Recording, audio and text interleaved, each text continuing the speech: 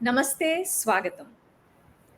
In today's edition of Bṛhadmrdaṅga Utsava, a series of conversations with Dr. Srinivas Jammalamadaka, we celebrate the Utsava of Rakṣabandhanam and also observe the rituals associated with Yajurveda Upakarma. Our objective today is to explore the Shastrika roots and the Pauranika legends connected with this Utsava and Vrata. Let us learn more from Sri Srinivas Garu.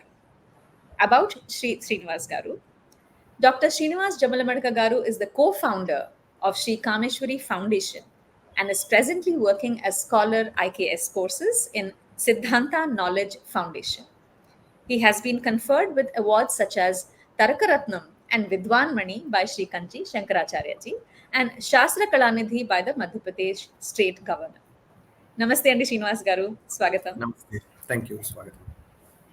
So, first of all, we all know of Rakṣābandhanam as a cultural festival that celebrates the brother-sister relationship, Andigada. And it is called Jhulan Purnima in Bengal, Narali Purnima in Maharashtra, Janai Purnima in Nepal. Any references to this festival in the Shastra, Andi? Yeah. So for me also, initially, until I discovered this, for me also, I thought it could have been some cultural festival. Though born and brought up in Hyderabad, I knew that Rakshabandhan was, it was a festival. But down south, when I went to my Vedadhyayana, Rakshabandhan wasn't a very important festival. Yes, Tamil Nadu anta ledu. Yeah, in the Tamil Nadu or in the deeper in the Andhra areas, as Hyderabad is a city and it has multicultural elements. So we had Rakshabandhan and like Holi and etc. But afterwards, I never felt that it could have been something related to the Dharma Shastras. But interestingly, when I started going through some of the Dharma Shastra texts, which cover like Nirnaya Sindhu and Dharma Sindhu, which cover all the auspicious tithis. So there I found it very interesting that Rakshabandhan is also a dharmic ritual. It was not just a cultural practice or something that has developed over history. I mean, over a period of time it has developed. So it is very much embedded in the Puranas. So in the Bhavishya Purana, we do find in the Rakshabandhan mentioned in the 137th Adhyaya in the Uttara Parva of the Bhavishya Purana.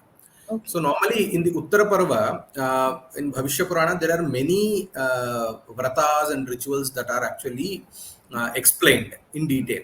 So Yudhishthira or Dharmaraja, after emerging victorious in the great war of Kurukshetra, he becomes the king of Bharatavarša, and he seeks guidance from sage Vyasa in order to get rid of the papa that he may have accumulated because of killing many people in the Kurukshetra Yuddha. So then sage Vyasa asks Lord Shri Krishna to guide Yudhishthira in this regard. So then Lord Shri Krishna enlightens Yudhishthira by instructing many vratas. So among them, Rakshabandhan is also one of the vrata that has to be performed on the full moon day of the month of Shravana. So Shravana Purnima. Okay. So what is the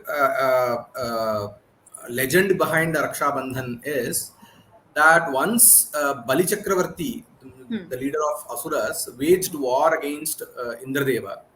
So, but Bali Chakravarti was not able to win the war against Indra. So disappointed by his defeat, Bali Chakravarti actually visits his guru Shukracharya and expresses his disappointment. So then Shukracharya, being a guru, he wanted to know what was the reason, because normally Bali Chakravarti was a very powerful person who had all the eligibility and all the competence to actually win over Indra. But why was he not able to win? Was Shukracharya's he wanted to know the cause, and then he because of his Divya Drishti, he comes to know that Shachi Devi, the wife of Indra, has fastened a Raksha around the wrist of Indra. So, and due to that, Rakṣābandhanam, so she did the Rakṣabandhan. So, and hence Indra was invincible, and that is why Bali was not able to win over Indra. And therefore, Shukracharya says to Bali Chakravarti that you stay put for 1 year. Don't wage another war with Indra, because the power of the Raksha that that Shachi Devi has fastened, it will have for another year, another year. 1 year. Yeah, 1 year. The the Mantra effect of power effect. Bandhan will remain, and hence don't wage war is what he says. So further, Shri Krishna explains that, and hence, as it protected Indradeva from being defeated from Bali, and hence everyone has to fasten this Raksha on the auspicious day of Shravana Purnima is what we get to know. So I have two questions here, Andy. Wakatemo, so in Shachi ties it on Indradeva, and Yeah. she's the wife. And so it can be, one question is, it is not necessarily brother and sister tying on the brother's wrist. Secondly, we have the story of Krishna helping Draupadi during the Vastrapaharana time in Mahabharata. But actually, from what you're saying, this was given later, at the time after the Kurukshetra war. So these are maybe just stories that have come out, Krishna. Yeah, I mean, what happens is, maybe the spirit behind this ritual can be applicable in many instances. So that is why maybe it has been associated wherever there is any significant relationship between a brother and sister. There also we started maybe applying this spirit is what I feel, because in the Dharma Shastra, if you go and see in the Nirnaya Sindhu, it is very much specifically even stated that Upalipte Grahamadhe Datta Chatushkake Nyasayat Kumbham Pithe Upavishayat Rajam Apyaishcha Sumuhurte. So it is even said that on this day, after the Madhyana Kala, that is after the afternoon time, even the Raja, the king, along with his ministers, has to be seated in a particular place, and then Tadanu Purodhan Nrupate Raksham Badhnita Mantrena. So then the Purohita of that particular kingdom would actually fasten this Raksha to king and his other ministers. So it is a very it is more like universal, I would say. The Tithi is auspicious. So the Shravana Purnima Tithi is auspicious. Yeah, that is auspicious. And afterwards, I mean, recently that I came to know, that I discovered was in many places, the Purohitas in the mandirs actually fasten Rakshabandhan on this particular day. Where I was stayed in Ramtek, I used to stay in Ramtek previously. So they had this tradition that the main priest of the Gadamandir of Ramtek, he actually fastens Raksha to every devotee whoever visits on that day. So he came to my house as I used to be staying in his house. So he came to me and he fastened Raksha to me on that particular day. So it is a very different, they thought it was not part of Rakshabandhan. They thought it was a tradition that they inherited from their ancestors. But if you actually go and see the Dharma Shastra, they were doing according to the Dharma Shastra.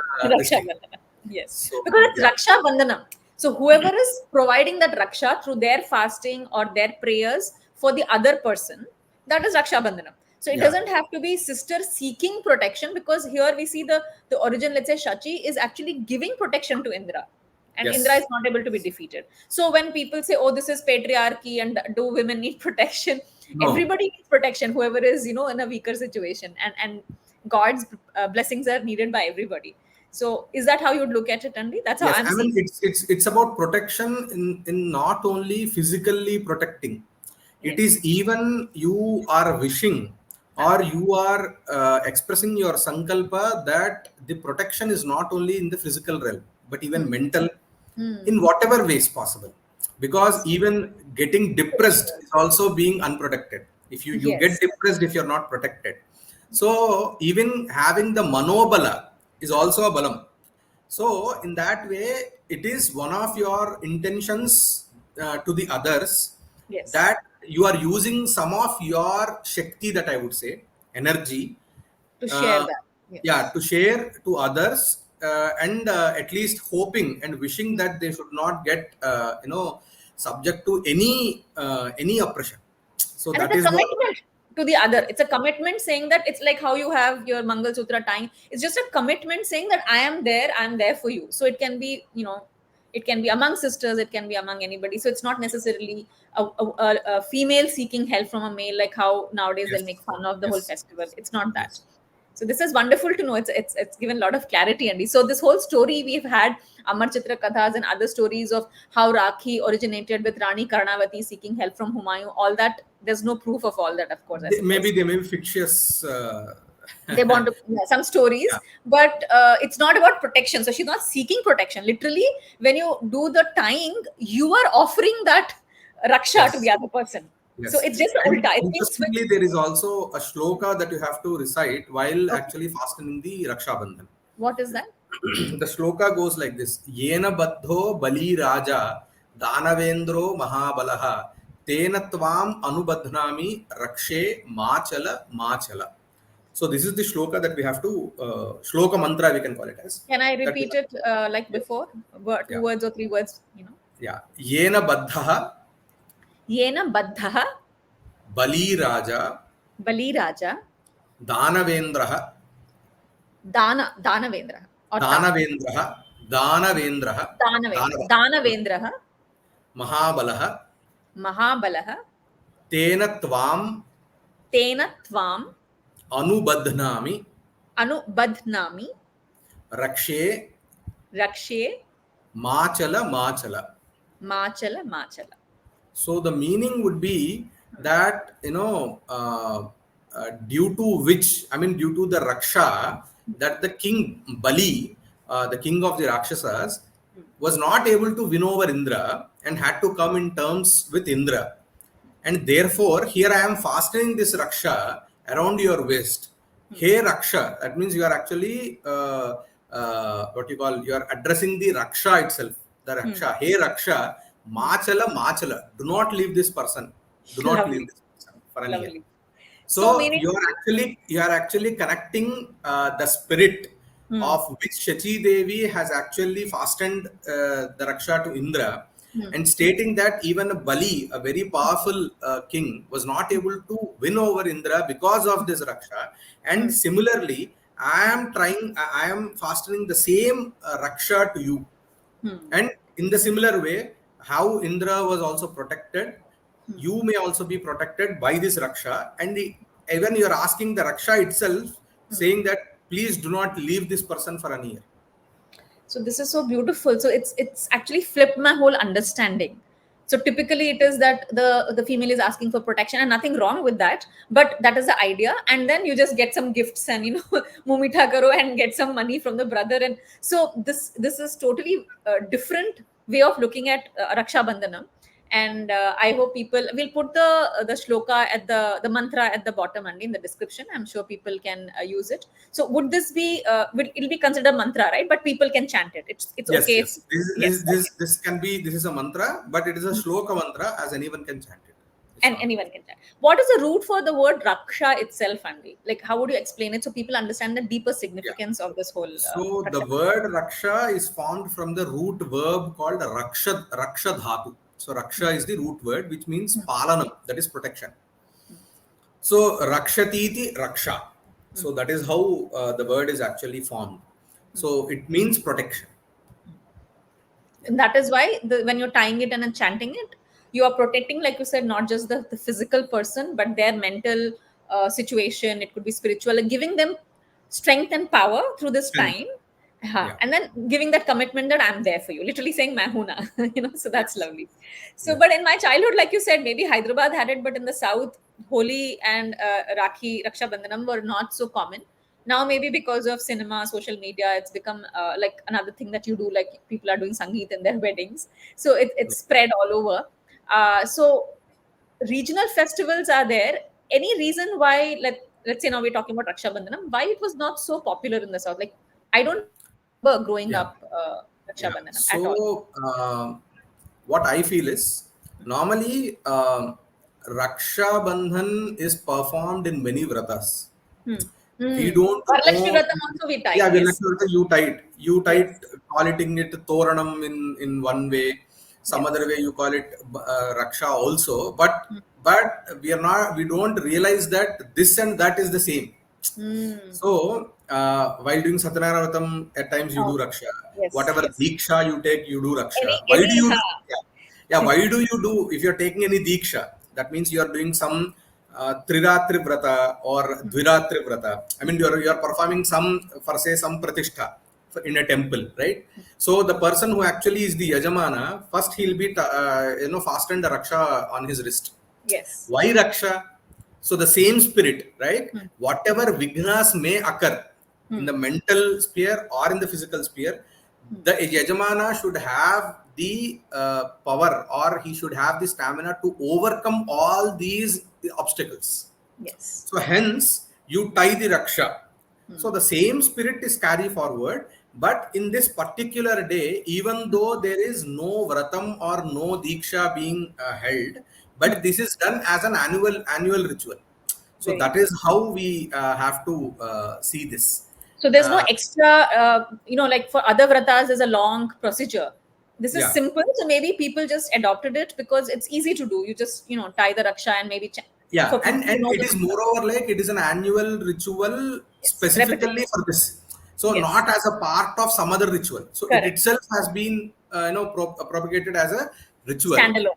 Interestingly, very explicitly we get this Brahmanaihi, Kshatriyaihi, Vaishyaihi, Shudrairanyaischya Manaihi, Kartabhyo, Rakshitacharo, Dvijan Sampudya Shaktitaha. So you very explicitly it is stated that Sarvaihi Manavaihi, every human being has to be. So normally we have this unnecessary patriarchal, all this, that stuff, You find all these wonderful verses from the Dharma Shastra where it is not necessary. You don't see it to be as a oppression or something. It's not only confined to one particular section in the society. Yes. But Rakhi nowadays, the actual Rakṣābandhana, that Rakhi itself, it's a big industry. And you can send it across wherever in the globe, and I do it. I have Rakhi buys in the US, and but what is the ideal Shastrika Rakhi? Because like you said, for vratas we have simple cotton thread, either dipped in kunkuma or turmeric, haldi. So is this what it is? Is it described literally in the Shastras? No, there is no description of how a Raksha has to be made. But normally, normally in the vratas and other places, what we do is we use kumkum and haldi as the main this thing.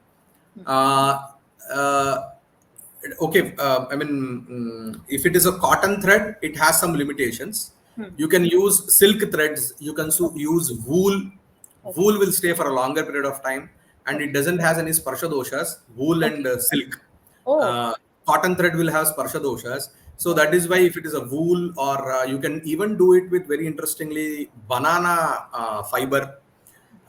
So there are different ways in the Sadachara, the ways actually this is not only for Raksha I am using, wherever you use a thread, there are some alternatives for thread. Sparsha dosha, can you briefly explain, Andy? So Sparsha dosha means each and every item. So why do we actually use silk dhoti or silk sari while we are actually sitting in a puja? Correct. If it is a cotton sari, then it should be the new one. Until now, it hasn't been worn. If it is worn, then you have to dip it in water and put it in a place, dry it in a place where no one others touch. So this is all part of something we call it a shaucham. So the shaucham is, it has elements of perceivable elements and unperceivable elements. Drishta and adrishta elements will be there in this shaucha. So part of shaucha, wool and silk have a better, they have lesser sparsha doshas compared to reusability is also there for them. So you don't have to wash it each time you wear it, unlike cotton. Yeah. So that is. I mean, you will wash it, but not for the vratam or anything. Okay. Yeah. So these are all different.